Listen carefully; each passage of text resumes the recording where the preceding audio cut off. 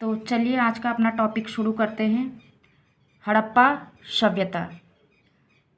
हड़प्पा सभ्यता को ही सिंधु सभ्यता कहते हैं और इसे ही आदि ऐतिहासिक काल भी कहते हैं। तो इसके बारे में कुछ इम्पोर्टेंट पॉइंट्स हैं जो मैंने नोट्स किए हैं।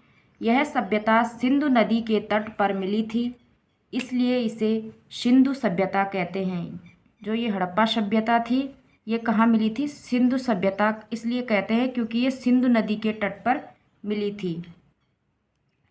सिंधु घाटी सभ्यता का विकास 2500 ईसा पूर्व से 1750 ईसा पूर्व तक माना जाता है। यह विश्व के सबसे पहली नगरीय सभ्यता थी। हड़प्पा सभ्यता क्या थी? विश्व की सबसे पहली नगरीय सभ्यता थी।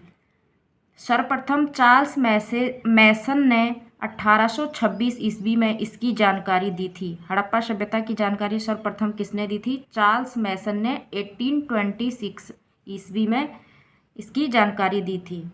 तो चलिए अब इसके वन लाइनर क्वेश्चन शुरू करते हैं। ये थे इसके कुछ इम्पोर्टेंट टॉपिक्स जो हम वन लाइनर क्वेश्चन शुरू करने से पहले तो ये थे हड़प्पा सभ्यता से संबंधित कुछ इम्पोर्टेंट टॉपिक्स जो वन लाइनर क्वेश्चन शुरू करने से पहले मैंने इंट्रोडक्शन के रूप में ऐड किए थे। तो आइए चलते हैं वन लाइनर क्वेश्चन की तरफ बढ़ते हैं।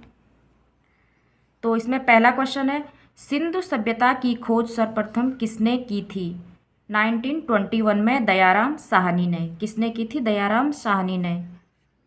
सिंधु सभ्यता को हड़प्पा का नाम किसने दिया था? ये भी बहुत इंपॉर्टेंट क्वेश्चन है। जॉन मार्शल ने। सिंधु सभ्यता को हड़प्पा का नाम किसने दिया था? जॉन मार्शल ने।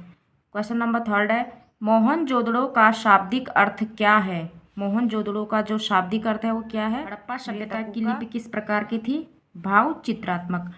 हड़प्पा की समकालीन सभ्यता रंगपुर कहाँ स्थित है? हड़प्पा सभ्यता की जो समकालीन दूसरी सभ्यता थी रंगपुर, वो कहाँ स्थित है? सौराष्ट्र में। हड़प्पा का वह कौन सा नगर स्थल है जहाँ दुर्ग तथा निचला नगर अलग अलग प्राचीरों से घिरे हुए हैं? वो है कालीबंगन। जहाँ दुर्ग तथा निचला नगर अलग अलग प्राचीरों से घिरे हैं, कालीबंगन। किस हड़प्पा कालीन स्थल से शवधान का साक्ष्य मिला है? लोथल। और लोथल है गुजरात में।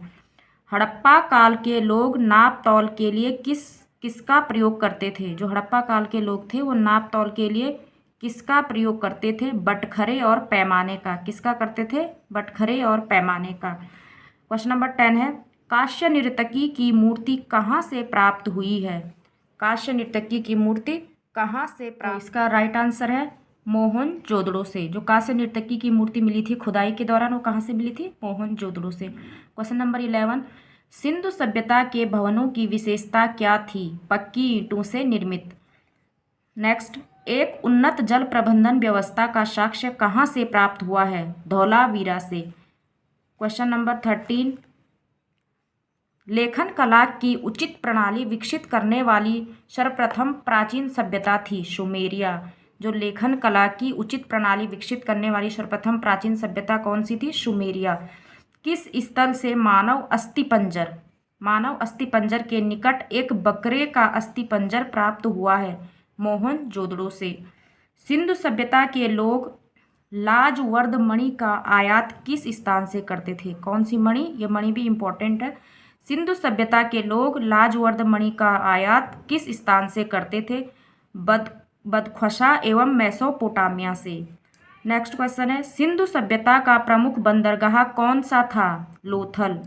नेक्स्ट, हड़प्पा किस नदी के किनारे स्थित है? रावी नदी के। किसके किनारे स्थित है? रावी नदी के। हमारा अगला क्वेश्चन है, सिंधु घाटी की सभ्यता में घोड़े के अवशेष कहाँ से मिले हैं? सुरकोटड़ा या सुरकोटदा। इसको सुरकोटदा और सुरकोटदा दो अलग अलग बुक्स में ये अलग अलग नाम है, लेकिन आपको कोई भी एक नाम याद रखना है। क्वेश्चन नंबर 19 है, अमरी किस प्रांत में स्थित है? अमरी किस प्रांत में स्थित है? सिंध प्रांत में। क्वेश्चन नंबर 20, हड़प्पा सभ्यता के अंतर्गत जोते गए खेत का साक्ष्य कहाँ से मिला है? जोते गए खेत का साक्ष्य कहाँ से मिला है? कालीबंगा से। कहाँ से मिला है? कालीबंगा से। हड़प्पा सभ्यता से किस धातु की प्राप्ति नहीं हुई है?